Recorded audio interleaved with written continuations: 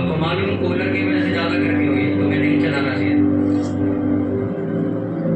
बाहर भी अगर तुम्हें आनंद ले रहे हो तुम्हें इसलिए कर ले तुमने कूलर चालू करो, क्योंकि जो मौसम है बाहर का उसमें हवा है ही नहीं, वो जबरदस्ती की हवा दे रहा है तो गर्मी करता रहेगा।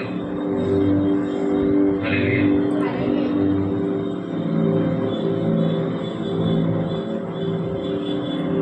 अपने पड़ोसी को ध्यान से सुन, सुनने से विश्वास करना। बाहर आवाज आ रही है?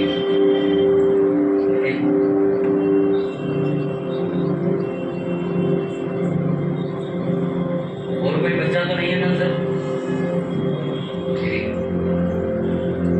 नहीं, आपको खुश होना चाहिए, आपके बच्चों के लिए स्पेशल कुर्सी लगवाई है। हालेलुया। बैठ जाओ सब जन अपनी जगहों पे।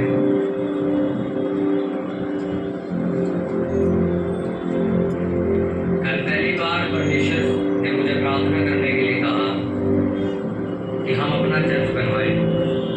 मैं कभी इस चीज के लिए प्रार्थना नहीं करता कि प्रभु मुझे जमीन चाहिए, मुझे चर्च बनवाना है। कल पहली बार मैंने प्रार्थना की इसके लिए, और हम जल्द बनवाएंगे यीशु मसीह के नाम। क्योंकि मैंने आपको बताया कि हमारा जो दर्शन है वो छोटा सा नहीं है।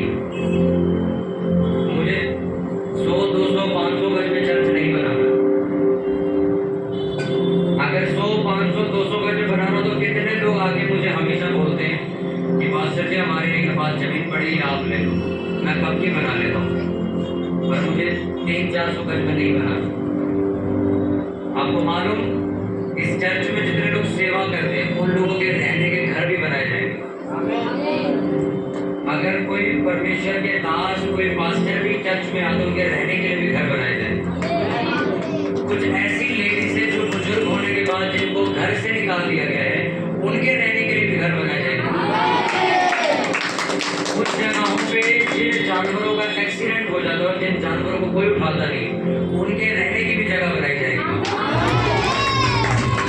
इसलिए मेरा दर्शन छोटा 300-400 गज का नहीं। और मैंने इस बात को सीखा है कि जितना लेट आपको किया जाएगा उतना ही ग्रेट भी आपको किया जाएगा। मेरे जानकार कुछ लोग थे, अभी भी हैं, उन्होंने 200-300 गज में चर्च बनाया है, अभी नया बना। ये समझ लो चर्च का 2-3 गुना बड़ा, बस इतना उन्होंने 3 मंजिल का चर्च बना लिया। तो वो मेरे से पूछते कि आप क्यों नहीं बना रहे हो, आपको 5 साल हो गए। मैंने कहा जिस दिन मुझे लगेगा ना कि मुझे अब अच्छी जगह मिल गई उस दिन बनाओ, क्योंकि मुझे शहर के अंदर चर्च नहीं बनाना, मुझे ऐसी सुनसान जगह पे बनाना जहाँ पे कोई चील कौवे की आवाज नहीं। अभी तो हम शहर के अंदर बैठे हुए, यहाँ पे आसपास रोड की गाड़ियों की आवाज आती है। आप खुद हैरान हो जाओगे जब आप चर्च आया करोगे प्रार्थना करने के लिए, वैसे ही रात को आप देखोगे कितनी शांति होगी। वहाँ पे बगीचे बनाए जाएंगे जहाँ पर हम बैठ के प्रार्थना कर पाओ। ऐसी ऐसी जगह उसके अंदर बनाई जाएगी। और मैं किसी अमेरिका के आदमी से पैसा नहीं मांग रहा हूँ कि मेरे को पैसा दिया जाए 2-3 करोड़ 4-5 करोड़ रुपए ताकि मैं बना सकूँ, नहीं। मैं उस परमेश्वर से पैसा मांग रहा हूँ जिसने उस अंग्रेज को भी पैसा दिया, और वो हमें देगा और हम बनाएंगे। इसलिए ज्यादातर लोगों का ध्यान रहता है इस चीज के ऊपर कि किराए से आजाद हो जाओ, फटाफट पैसे इकट्ठे करो और चर्च बनाओ। मैं अपनी चर्च को जानता हूँ, इस चर्च के लोगों को मैं जानता हूँ, ये कंजूस लोग नहीं है, ये खुले दिल से देने वाले लोग हैं। मैं आज अगर अनाउंसमेंट कर दूँ कि आप बहुत जो बोल सकते चर्च बनाना है, आप विश्वास करते हो कितने लोग अपनी जमीनें देने आएंगे? यहाँ पे कोई ऐसा नहीं जो कंजूस बैठा, मैं सबको जानता हूँ, पर मैंने आज तक बोला नहीं किसी को। क्यों नहीं बोला? क्योंकि मैं किसी और चीज के लिए प्रार्थना कर रहा हूँ। हालेलुया।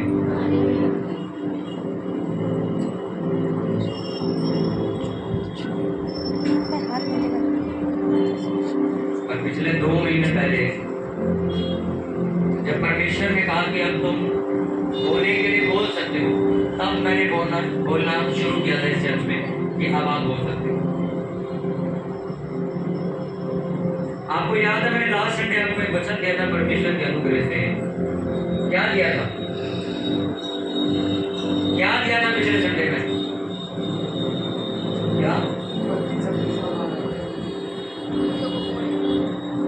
वीरवार वाले लोग हैं, वीरवार का प्रचार होता है।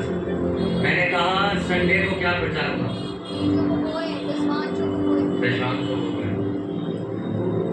सोच के देखो, मैंने इतनी बड़ी चीज आपको समझाई जिससे तुम्हारी जिंदगी बदल सकती है, एक हफ्ते में भूल गए। 2018 में जिस पास्टर ने मुझे बोलने के बारे में सिखाया था ना कि अगर तू पढ़ना चाहता है तो बोझ इतना बोझ, आज तक याद है मेरे को।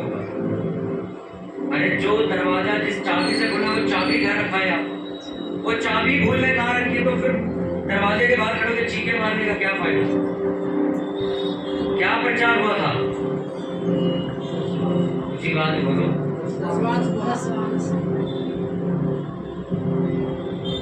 मलाकी 3:10।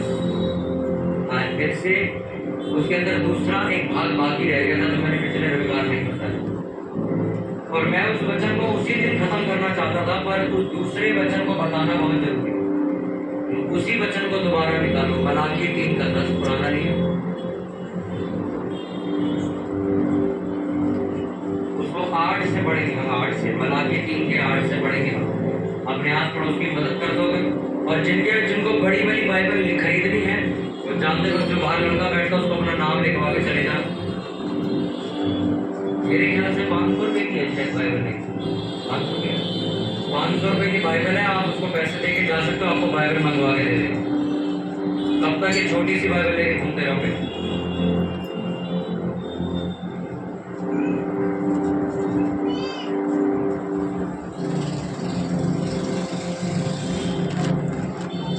मैं दो वचन निकलवाऊंगा आपसे, क्योंकि आज जरूरी है वचन निकलवाना।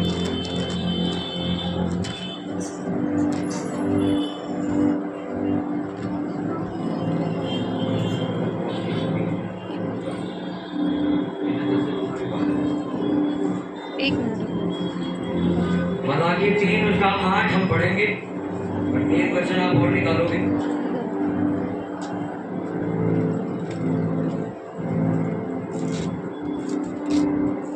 पहला राजाओं 10 उसका 1 मैं पढ़ूंगा। पहला राजाओं पुराना नियम 10 उसका 1, पुराने नियम की पुस्तक में शिवा की रानी का आगमन।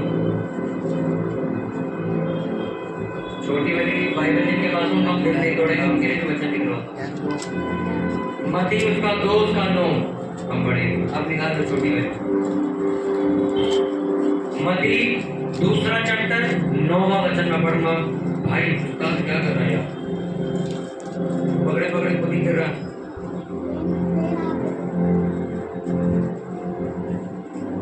मती 2 उसका 9 वचन हम पढ़ेंगे, और मलाकी 3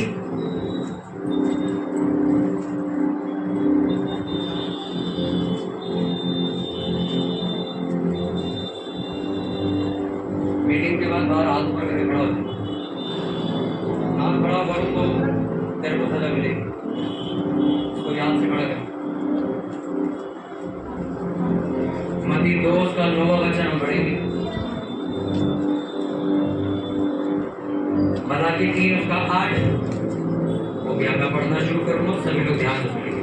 पहले मैं पढ़ूंगा मलाकी 3 उसका 8वां वचन, और सभी लोग ध्यान से सुनेंगे।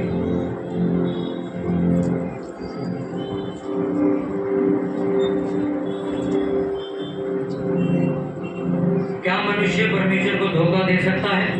पर देखो तुम मुझको धोखा देते हो, और तो भी पूछते हो हमने किस बात में तुझे लूटा है?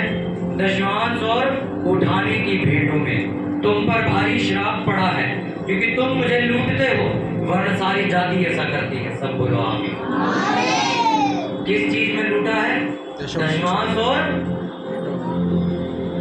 दशमांश और उठाने की भेंटों में, बोलो दशमांश और उठाने की भेंटों में।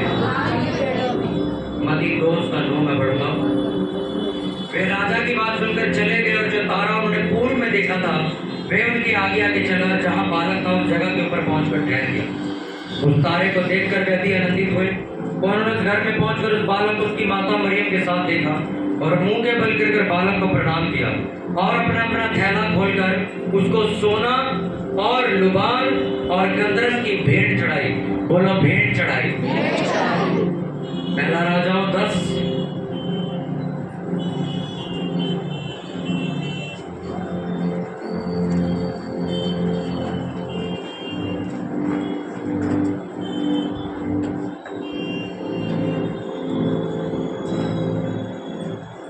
पहला राजा 10 उसका 1।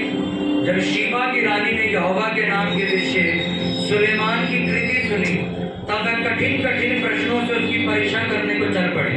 वह तो बहुत भारी दल के साथ मसालों और बहुत सोने और मणि से लदे ऊंट साथ लिए वह यरूशलेम को आई और सुलेमान के पास पहुंचकर अपने मन की सब बातों के विषय में उससे बातें करने लगी। 10 का 10। तब उसने राजा को 120 इकार सोना, बहुत सा सुगंध द्रव्य और मणि दिया। जितना सुगंध द्रव्य शीबा की रानी ने राजा सुलेमान को दिया उतना फिर कभी नहीं आया। सब बोलो आमीन। अपने पड़ोसी को बोलो ध्यान से सुन, सुनने से विश्वास करो। हालेलुया। अभी बाइबल को बंद करो। मैंने आपको क्यों 3 वचन पढ़ा है उसको मैं आपको समझाता हूँ। शीबा की रानी जब सुलेमान की प्रसिद्धता उसके बारे में बड़ी बड़ी बातें सुन के आई तो कैसे आई थी? बहुत सारा क्या लेके? मसाले लेके आई, सोना लेके आई, मणि लेके आई, सुगंध द्रव्य लेके आई।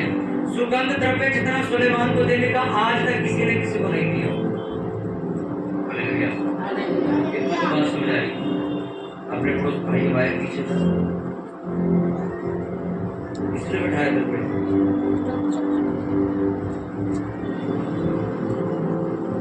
जब प्रभु यीशु मसीह के पास शास्त्री कसदी जब मिलने गए, उन्होंने प्रभु यीशु मसीह को चरनी में लेटे हुए देखा मरियम की गोद में, तो बाइबल बताती है उन्होंने लुबान और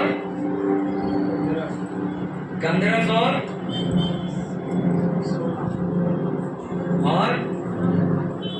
लुबान, सोना, गंधरस की भेंट चढ़ाई। बोलो भेंट चढ़ाई। ओके। आपको मालूम शाऊल एक बार एक व्यक्ति के साथ शैमुल नबी के पास मिलने जा रहा होता, तो पता रास्ते में वो जाते वक्त क्या कहता है? कहता 2 मिनट रुक, क्या हम किसी परमेश्वर के दास के घर खाली घर जाएंगे? वो कहता कुछ खरीदते हैं, कुछ भेंट वगैरह इकट्ठी करते हैं, फिर शैमुल के घर जाएंगे। उन्होंने कुछ खरीदा, भेंट ली और शैमुल के घर मिलने के लिए गए। शीबा की रानी जब सुलेमान से मिलने गई थी, लिखा सुगंध द्रव्य। ये जो सुगंध द्रव्य उस टाइम पे बहुत महंगे कहीं कहीं मिलते थे, राजाओं के घर में ज्यादा होते थे। लिखा सुगंध द्रव्य, सोना, मणिया, ऐसे ऐसे डायमंड, ऐसे ऐसे हीरे जो लाखों करोड़ों रुपए के थे। लिखा लाद लाद के, लिखा भर भर के उसको भेंट दी और उससे मिलने गए। इतना को बात समझ आई। तीसरा, जब कसदी फरीसी शास्त्री लोग प्रभु यीशु मसीह के सामने जाकर दंडवत किया, उन्होंने देखा कि अच्छा ये मसीह है जो हमारे उद्धार करता है। बाइबल ऐसा बताती है जब उन्होंने जाकर से दंडवत किया तो लुबान की, गंधरस की, सोने की भेंट चढ़ाई और उसको क्या किया? प्रणाम किया। मुझे एक भी बात आप ऐसी समझाओ जहां पर कोई ऐसा व्यक्ति जो किसी बड़े परमेश्वर के दास से मिलने गया या किसी बड़े काम को करने के लिए गया और वो खाली हाथ गया। एक भी व्यक्ति आपको ऐसा नहीं मिले। जब अब्राहम के घर स्वर्गदूत आए, परमेश्वर के दूत आए, तो बाइबल ऐसा बताती है उसने फटाफट उनके लिए भोजन तैयार किया, अच्छे से अच्छा खाना तैयार किया और उनके सामने भेंट रखी कि आप इसे खाओ। अब मलाकी 3 का 8 जो कहता है वो क्या कहता है? उस वचन में लिखा हुआ उसको आपने भी पढ़ा, लिखा तुम भेंटों को, दशमांशों को उठाते हो, लूट लेते हो। और तुम कहते हमने क्या पाप किया, हमने क्या गुनाह किया? आपने पिछले रविवार में बात सुनी थी,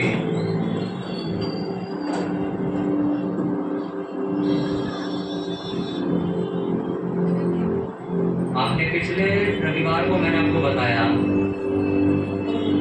कि अगर आप दशमांश चोरी करते हो, अपनी कमाई का दशमांश ही खा जाते हो, तो तुम परमेश्वर को लूट रहे हो।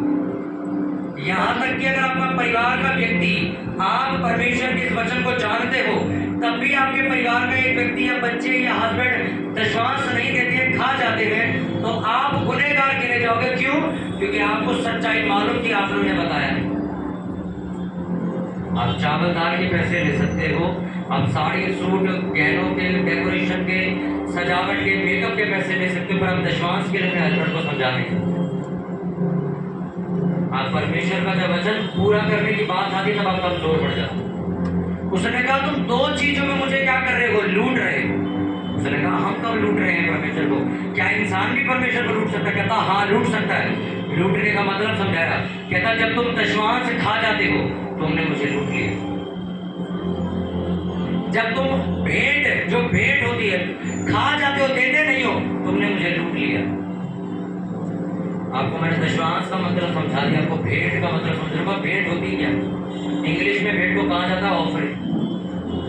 हर संडे रविवार को होती है कि नहीं होती, जिसमें आप अपना भेंट दशमांश से अलग है। आपको मालूम? बाहर देखो कैसे बातें चल रही।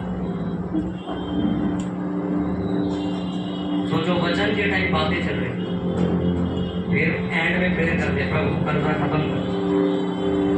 सर्वशक्तिमान परमेश्वर मैं तुझसे प्रार्थना करता हूँ ऐसा कर, वचन के टाइम बात कर। भेंट दशमांश से अलग होती। दशमांश का मतलब होता है जो आप अपनी कमाई का 10वां हिस्सा निकालते हो। उदाहरण के तौर पे आपने 1000 रुपए कमाए तो उसका 100 रुपया जो निकल के आप चर्च में डालोगे वो दशमांश होता है। ये देना जरूरी है। अगर आप नहीं देते हो, खर्च कर देते हो, तो इसका मतलब तुमने चोरी की, इसका भुगतान तुम्हें करवाएगा परमेश्वर। दूसरा भेंट।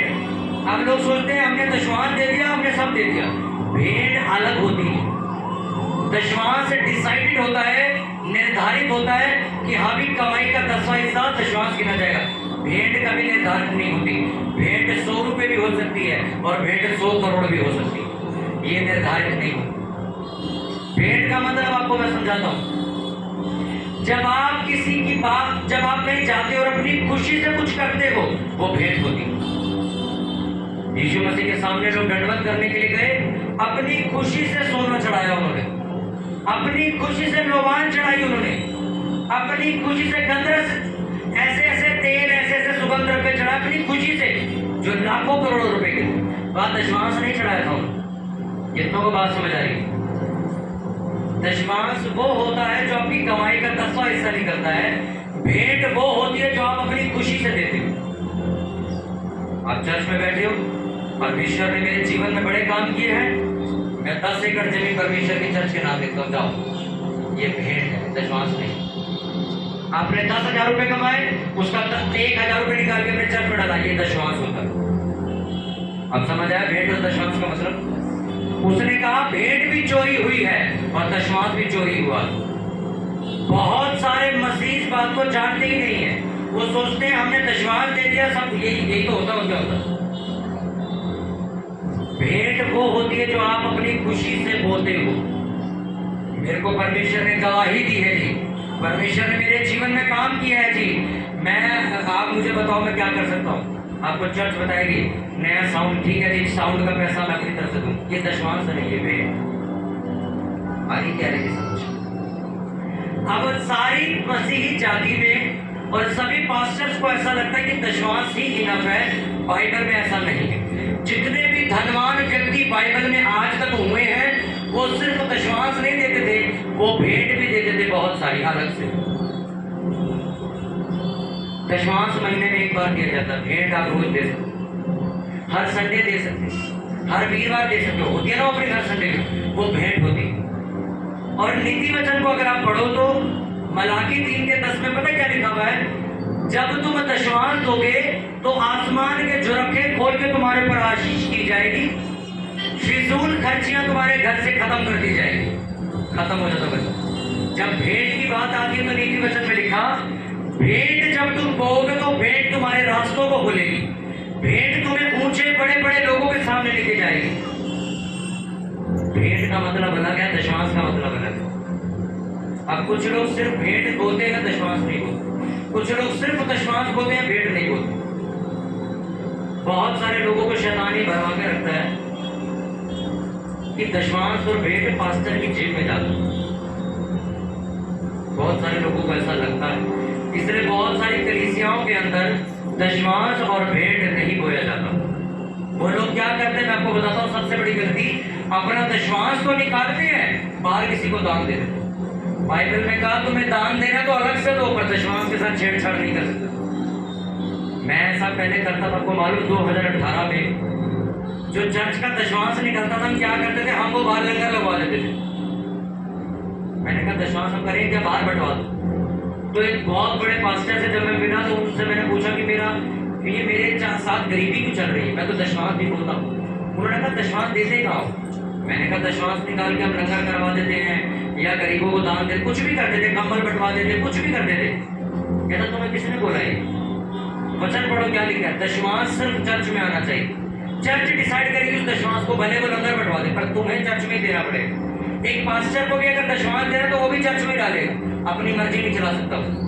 और उस दिन से मैंने अपनी गलती सुधारी, और जो दशमांश में बाहर ऐसे लंगर करवा देता था, अब वो सारा दशमांश मैं चर्च में डालता हूँ।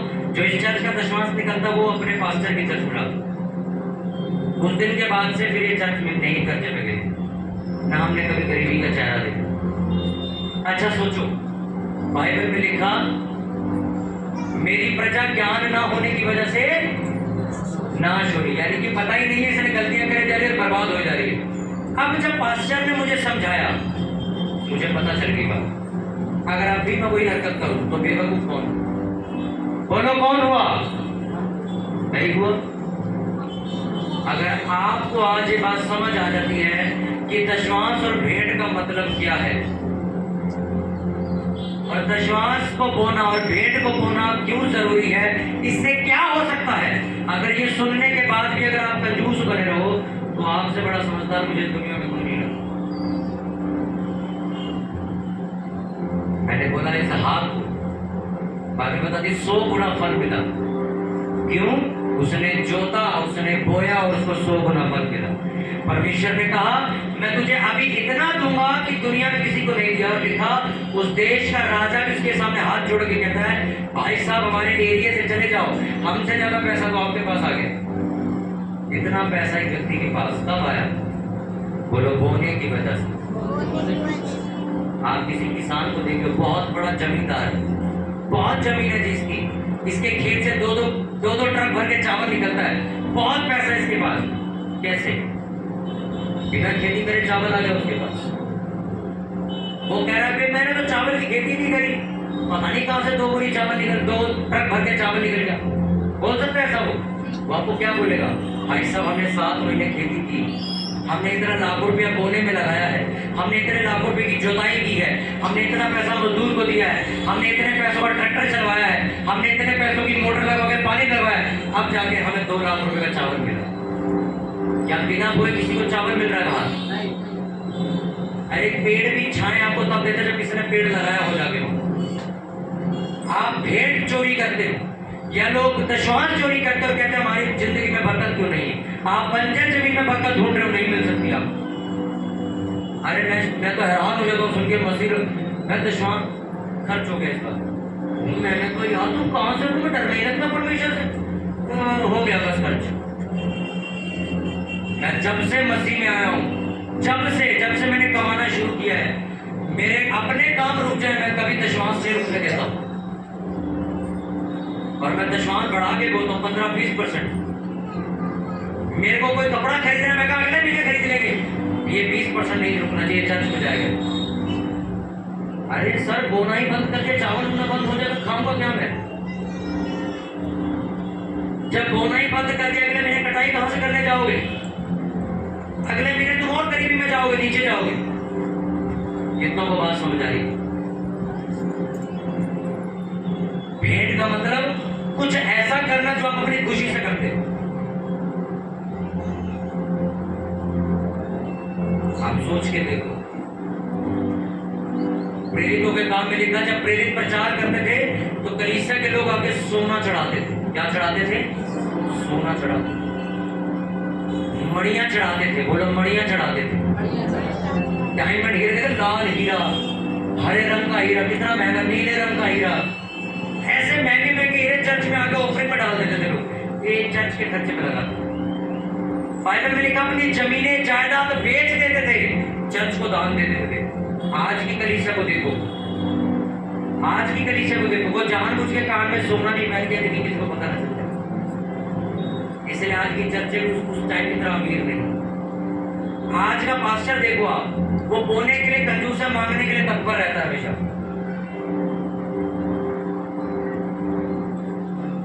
अगर मुझे किसी ने गिफ्ट में 2 सोने की अंगूठियां दी है तो मैंने वो चर्च में डाली, मेरे हाथ में कभी नहीं देखोगे।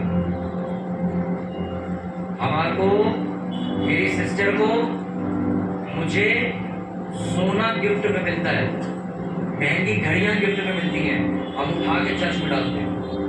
अगर हमें 10 चीजें मिली है तो 2-3 चीजें हम चर्च में डाल के चले जाते हैं। सोना भी, सिर्फ पैसों की बात नहीं कर रहा, ऐसा मन मैंने परमेश्वर से मांगा था कि प्रभु मुझे ऐसा मन दे, मेरे हाथ में, जो लोग कहते हैं बड़ी कीमती चीज क्या है दुनिया में, सोना, ये भी मैं चढ़ाने की बात है तो चढ़ा के चला जाऊं। कितनों को बात समझ आए?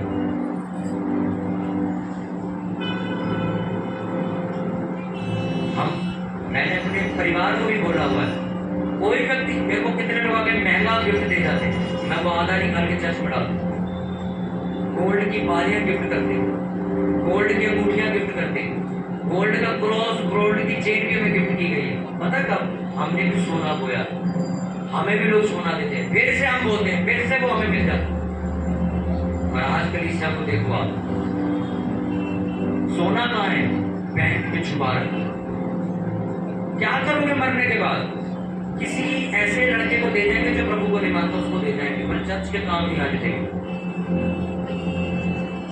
बहन जी, आपके सामने चर्च बन रहा है, अपना योगदान दीजिए, भेंट चढ़ाइए, विश्वास नहीं, भेंट, भेंट यानी कि अपनी खुशी से। मेरे पास 3 बीघा जमीन है और मैं रोने की एक्टिंग करती, मास्टर जी 100 रुपये दे पाऊंगी। पहली बात, वो 100 रुपये भी मेरे पास नहीं जाएगा। पर जिसको मालूम है, यानी कि किसको, ये जो सलीब के पीछे बैठा है, उसको मालूम है तुम्हारे पास क्या है। जब तुमने वो छुपाया तो वो तुम्हारी छुपी हुई चीजों को खराब कर देगा। मैं हमेशा कहता हूँ, जब वारंटी टीम को मैं कहता हूँ, मैं कहा तुम्हारे पास पैसे नहीं है, बोलो रात को दे दूंगा, पर ये मत बोला करो पैसे नहीं है। मैंने लोग, भाई नहीं है पैसे, मैं 10 रुपये दियो, नहीं है पैसे, 100 रुपये दियो, नहीं है पैसे, भाई 50 रुपये दियो, नहीं है। मैं कहा चल बिरयानी खिला दे, नहीं है पैसे। मैं कहा 20 रुपये की कोल्ड ड्रिंक खिला दे, नहीं। मैं कहता हूँ तेरे साथ ऐसा ही होता, तू ऐसा ही रह जिंदगी भर, हर वक्त नहीं है, नहीं है, नहीं है। आपको मालूम, अपने मुंह से अपने आप को श्राप देते हो। आज आप देखते हो भाई साहब, दूसरे धार्मिक स्थल देखो, कितने बड़े बड़े अपने धार्मिक स्थल बना रहे हैं, तुम भी बनवाओ। क्यों नहीं बनवाते? क्योंकि मसीह आदमी अपनी जमीनें छुपा के बैठा हुआ है, वो लोग खो देते हैं। वो लोग जाते हैं अपने मंदिरों में, जो जी हमारी तरफ से 100 गज दान है जी, बनाओ यहाँ पे कुछ। मसीह आदमी क्या करता है? ये जायदाद तो मैंने अपने बच्चों के लिए रखी हुई है। आपको मैं एक बात बताता हूँ, 25 से ज्यादा पास्टर लोग मेरे से पूछोगे पास्टर जी घर कब बनाओगे? मैं कहा नहीं बताऊंगा भाई। कहता वजह? मैं कहा जिस दिन मेरे परमेश्वर का घर बनेगा उस दिन मैं छोटी झोपड़ी उठा दूँ, हम वहीं रह लेंगे। मैंने आज तक मकान नहीं खरीदा, आज तक मैंने प्लॉट नहीं खरीदा। क्यों? क्योंकि मेरी एक जिद है कि मेरे को परमेश्वर का मंदिर बनवाना है। और मैं लोगों को बातें सुनता हूँ, पास्टर जी प्रार्थना करो, हमें 56 लाख रुपए का घर बनवाना है। पास्टर जी प्रार्थना करो, हमें 70 लाख रुपए की कोठी बनवानी। अच्छा, परमेश्वर का घर वो आप जानो, वो तो आप बनवाओगे, आपकी जिम्मेवारी है। ये बात मैं आपको क्यों कह रहा हूँ मालूम? परमेश्वर मेरे अकेले का क्या है? अकेले का है। मैं अकेला गवाही दे रहा हूँ उससे, मेरे अकेले की सुनता है। आज कहाँ है तुम्हारी बेटे? यही परमेश्वर का सवाल था मलाकी के द्वारा। तुम दशवांश भी चोरी कर जाते हो भाई, भेंट भी चोरी कर जाते हो। मैंने ऐसे मूर्ख लोग देखे हैं, पास्टर के घर मिलने जाते खाली आ जाते। आप सोच के मैं आपको बताता हूँ, आज बहुत सारे लोग पता है सोचेंगे पास्टर जी चाहते हैं कि उन्हें गिफ्ट दें। अब मेरी बात एग्जाम्पल के तौर पर सुनना, मैं अपने आदमी का कुएं से मिलने गया, आप जानते हो किससे मिलने गया? उनके पास किसी चीज की कमी नहीं, उनका अपना बिजनेस लाखों रुपया उनको दे रहा है, उनके चर्च में करोड़ों रुपया पैसा आता है, उनको किसी चीज की कमी नहीं है। तब भी मैं एक महंगी हम दोनों शॉल खरीद के लेके गए। वजह क्या? मुझे मालूम है शॉल से उनका कोई फर्क नहीं पड़ जाएगा, क्योंकि मैंने सुना है कि वो 10-10 हजार के सिर्फ कपड़े पहनते, मेरी 800 रुपये की शॉल क्या ही करेगी। पर जब मैंने उनको वो शॉल दी ना तो वो खुश हुई, कहते यार तुम्हें इतनी सेंस है, खाली हाथ नहीं आना किसी के साथ, तुम्हें इतनी बुद्धि है कि आज पास्टर से मिलने गए खाली हाथ चले आते, और वहां जाके उसी ने कहते पानी पिला, कुछ देर ठंडा ठंडा पिला, खाली हाथ घर घुस जाते। मैं पहली बात किसी के घर मिलने जाता नहीं ना पास्टर के घर, अगर जाता हूं तो खाली हाथ नहीं जाता, क्योंकि मुझे भेंट की कीमत मालूम। उसने कहा जब तुम भेंट दोगे किसी को, अपनी खुशी से कुछ दोगे, भेंट दोगे, तुम्हारे मार्ग खोल दिए जाए। लिखा तुम बड़े बड़े लोगों के सामने जाके बैठोगे। हम चर्च में कोई पास्टर आता, हम कभी दाल चावल नहीं बनवाते, हम पैसा खर्चते, कहा अच्छा खाना, महंगा खाना बनवाओ, महंगा खाना बनवाओ, बेशक वो रोज ये खाना खाता हो पर मुझे महंगा खाना बनवाओ। मेरे घर कोई पास्टर आ रहा है, दाल चावल नहीं बनेगा। के घरों में पास्टर आते, उबली हुई खिचड़ी खिलाती उसको कोई फर्क नहीं पड़ेगा, पर आपकी भेंट क्या थी वो याद की जाए। शाऊल कहता है हम शमूएल के घर जा रहे हैं, भाई इतना बड़ा भविष्य लगता है, खाली हाथ जाएंगे क्या? कुछ खरीद लेंगे, तुझे खाली हाथ थोड़ी जाए, भेंट लेकर गए। यीशु मसीह को देखने गए, पूर्णिया वगैरह कहता सोना चढ़ाया यीशु मसीह को देखते, लुबान चढ़ाया उसके आगे। आज हम चर्च आके क्या लेके आए? आप कुछ लेकर नहीं। अब आप सोचो चर्च में खाने की कमी है क्या? बोलो, क्या चर्च में लंगर की कमी है? पानी की कमी है? किसी चीज की ऐसी कमी है मेरे चर्च में लगा हम चलो समोसे ले सकते, ऐसा है? कभी भी नहीं। तब भी मैं आपको एक बात सिखा रहा हूँ, अगर मैंने भी ये बात आपको नहीं बताई तो आप घाटे में रहो। मुझे भी किसी ने सिखाई थी, आज मैं आपको बता रहा हूँ। दशवांश बोना, अपनी कमाई का 10वां हिस्सा निकालना अलग है, भेंट चढ़ाना। मेरा मन है, मैं मेरे पास 1 किलो सोना पड़ा, मैं आधा किलो चर्च में डाल दूंगा, देखो क्या होता है, करके देखो क्या होता है। मेरे पास 500 गज जमीन पड़ी है, मैं 250 गज दान दे दूंगा, और नहीं मैं पूरी की पूरी 3 बीघा घेर के बैठा रहूंगा। अच्छा चर्च दिल्ली में बनना है, मैं गांव में बेचूंगा जमीन और यहाँ पर खरीद के दूंगा। अरे अगर चर्च बनेगा तो तुम भी उसी में जाओगे, मैं भी उसी में जाऊंगा, मेरा अकेले की कोठी थोड़ी बनती है। आज कंप्लेंट बहुत ज्यादा करते लोग, चर्च तो बड़ी हो रही है पर पास्टर जी एसी क्यों नहीं लगवा रहे? पास्टर जी 2-4 एसी लगवा दो। अरे जब चर्च बनेगा एसी क्या है, एसी के प्लांट भी घुसा देंगे। और कब? आपकी भेंट कहाँ है? मेरे पास समझ लो, मेरे पास आधा किलो सोना पड़ा है, अब मेरी औकात नहीं, मैंने वो डाल दिया। अब आगे क्या करो? अब किसकी बारी है? अब कौन आएगा आगे? बोलो। 20 करोड़ का जी चर्च बन रहा है, पास्टर जी के पास 2 ही करोड़ पड़े थे, उन्होंने वो भी बैंक खाली करके डाल दी, बाकी के तुम ले। अगर तो तुम ये सोच रहे हो कि मैं लेके आऊंगा तो तुम ले लो। अरे जब कुछ ऐसी चीज होती है तो तुम्हें इन्वॉल्वमेंट करने के लिए परमेश्वर ऐसा करता है कि अब तुम भी बोल सको। जब भी कभी शरबत बढ़ता है, 2000 रुपये नहीं है चर्च के पास शरबत बांटने के लिए, पर मैं आपको क्यों बोलता हूँ? ताकि आपका बीज लग जाए उसके अंदर, ताकि आप भी आशीषित हो सको, ताकि आपकी भेंट भी परमेश्वर के राज्य में याद की जाए। 2 तरीके का बोना होता है, बोलो, पहला दशमांश, दूसरा भेंट चढ़ाना। दशमांश और भेंट में फर्क समझ आ गया जब? क्या नहीं आया? दशमांश को भेंट में समझना और भेंट को दशमांश में समझना। कितनों को बात समझ आती? आपको भेंट चढ़ाती, क्या चढ़ाया? शीबा की रानी सुलेमान से मिलने आई तो क्या लेकर आई? लिखा महंगे परफ्यूम लेके आई, सोना लेके आई, चांदी लेके आई, हीरे जवाहरात लेके आई, मसाले लेके, पता नहीं क्या क्या लेके आई। लिखा घोड़े खच्चरों पे लाद लाद के भर भर के लेके आई एक इंसानी मनुष्य राजा से मिलने के लिए। तो परमेश्वर माना कितना माना, उसके पास क्या लेके जा सकते। मैं आज आपको ये बात कहता हूँ, आपकी भेंट याद की जाए। अगर आप अपना दशवांश और भेंट नियम से बोते हो, आपकी भेंट याद की जाएगी यीशु मसीह के नाम में।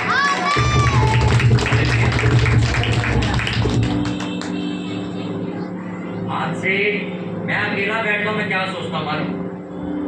मेरे बैंक में कितने पैसे, तरपाल फटी हुई है, परमेश्वर मैं पैसे दूं। मेरे बैंक में पैसे पड़े, प्रभु चर्च की दरी फटी हुई है, मैं ला दूं। चर्च बनवाना, परमेश्वर मैं पैसे जोड़ूंगा। मुझे अगर जमीन लेके घर बनाना होता, मैं बिजनेस करता, फुल टाइम सेवा नहीं करता। ये लड़के जानते हैं, परसों भी मेरे पास 50,000 की नौकरी का ऑफर था, मुझे फोन करके बुलाते हैं फतेहपुर कंप्यूटर मार्केट। मैंने छोड़ दी, मैं कहा नहीं, मुझे सेवा करनी, मैं नहीं जाना था। मैं 50,000 की नौकरी में जाऊंगा, 30-40,000 का काम बाहर से पकड़ूंगा, लाख रुपये घर लेके आऊंगा, 2 साल में अपना मकान बना के खड़ा करूँ, मुझे कोई टेंशन नहीं। मैंने सब कुछ छोड़ा, किसी लिए? मैं इस देश के लिए काम कर रहा हूँ। मैं चाहता हूँ इस दिल्ली में बेदारी है, इस दिल्ली में लोग प्रभु यीशु मसीह को जाने, प्रचार फैले, लोगों की सड़कों पे गंदे पोस्टर ना लगे हों, मसीह के पोस्टर लगे। इन लड़कों से, वॉलंटियरों से पूछो, ये लोग पैदल सामान लेके जाते, मैंने क्या? तो मैं कहा जल्दी प्रार्थना करेंगे, हम नई स्कूटी खरीदे। मैं चाहूँ अपने घर स्कूटी खरीद के रख लो, मैं खुद चलाऊँ। मैंने कहा मैं तुम लोगों को चर्च में स्कूटी दिलाऊंगा ताकि तुम लोग चला सको, तुम्हें पैदल ना जाना पड़े। जिस दिन आप लोग ऐसा बोझ लेके जीवन दिए हुए, उस दिन तुम भी बहुत आशीषित हो जाओगे, क्योंकि बाइबल में ऐसा लिखा है, तुम अपना बोझ मुझे दो और मेरा बोझ तुम ले लो। क्या बोझ उठाया तुमने चर्च का? मैं आज आपको कहता हूं, मैं चर्च बनवाऊंगा अगले 3 साल में, आप तैयारी करो। अपने खजाने, अपने बैंक खोल लो आज, अपने 5 साल का टारगेट लेके चलो, जमीन लेके चर्च बनवाएंगे। मेरा विश्वास है इस दिल्ली का सबसे बड़ा चर्च होगा यीशु मसीह के नाम। आपकी भेंट आपके मार्गों को खोलेगी। जो चीजें लोगों के लिए कठिन है, आप जैसी भेंट चढ़ाओगे वो काम आपका वहां पे पूरा हो जाएगा। लिखा, बड़े बड़े लोगों के सामने तुम जाके बैठोगे, छोटे लोगों के सामने नहीं बैठोगे जब तुम भेंट चढ़ाओगे।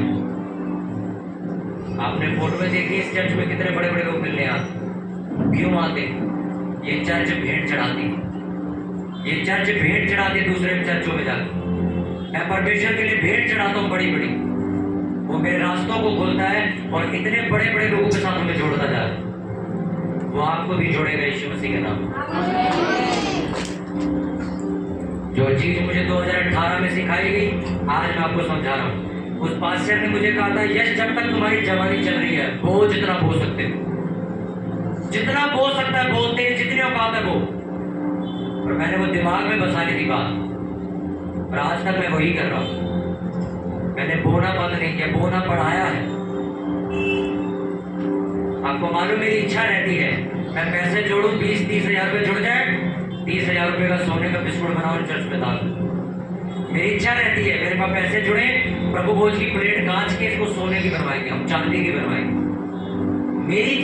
मेरे शरीर पे आप कभी सोना नहीं देखोगे कि मैंने अंगूठी पहनी है, चेन, मैं कभी नहीं चाहता। मैं चाहता हूँ मेरा चर्च अमीर रहे हमेशा। मेरे चर्च में एक से एक चीज लगी, मेरे चर्च में एक से एक अरेंजमेंट हो, साउंड अच्छा हो, सबसे महंगा एसी लगा, सब कुछ हो। चर्च में कौन आता है? आप लोग। हालेलुया। आज बोझ लेके अगर आप जाओगे यहाँ से, अगर आप तैयार हो परमेश्वर के आगे भेंट चढ़ाने के, उनसे पूछ के मत करो इधर, उन लोगों को कोई परवाह नहीं, पास्टर को गर्मी लगती नहीं लगी, वो अपनी तरफ घुमा के बैठे रहे। हालेलुया। इतना तो बात समझ आएगी। आज से भेंट बोना शुरू करो, दशवांश चोरी मत करो। भाई साहब घर में पनीर ना मिले, दाल खानी पड़े, पर दशवांश चोरी मत करना चाहिए। परमेश्वर के लिए भेंट को जब भी आओ, खुले दिल से आओ। किसी परमेश्वर के दास से मिलने जाओ तो खाली हाथ मत जाओ। अरे एक अन्य जाति मेहमान के घर मिलने जाते तो खाली हाथ नहीं जाते, पर परमेश्वर के घर में फटा हुआ 10 रुपये का नोट लेके जाते, जी ऑफरिंग बढ़ा देंगे। ऐसा कभी मत किया करो। जो आप बोओगे, बोलो अपने सर पे हाथ करके बोलो, जो मैं बोऊंगा वही मैं काटूंगा। अपने हाथों को उठाओ और प्रार्थना करो इस वचन के साथ। प्रभु मुझे बोने वाला बना खुदा, मेरे हृदय को खोल दे परमेश्वर, कि प्रभु मैं बोने वाला बन सकूं परमेश्वर। प्रभु मेरे को कंजूसी से आजाद कर परमेश्वर। प्रभु मेरे बोने वाला मन मुझे दे परमेश्वर। मैं दशमांश चोरी ना करूं, मैं भेंट चोरी ना करूं परमेश्वर। मैं तेरे भवन में भरे हुए हाथों के साथ आऊं परमेश्वर। प्रभु मुझे बोने वाला, देने वाला बना, लेने वाला मत बना। तेरे वचन में लिखा कि तुम इस दुनिया को उधार दोगे नहीं। प्रभु मैं कर्जा देने वाला बनूं, लेने वाला ना बनूं परमेश्वर।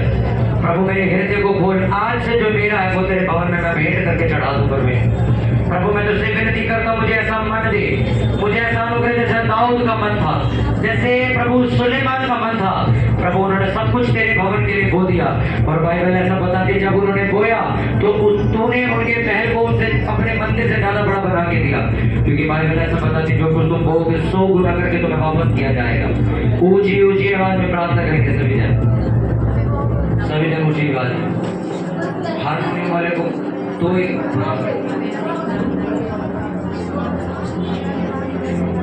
अपने हाथों को उठाओ, ऊंची आवाज में प्रार्थना करेंगे सभी जन।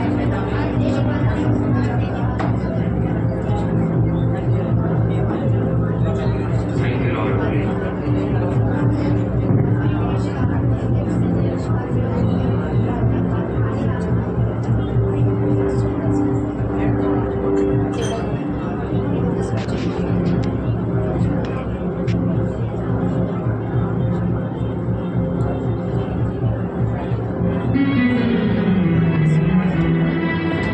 प्रभु यीशु मसीह के नाम में हम सभी चर्च जोर से बोले एक बार आमीन।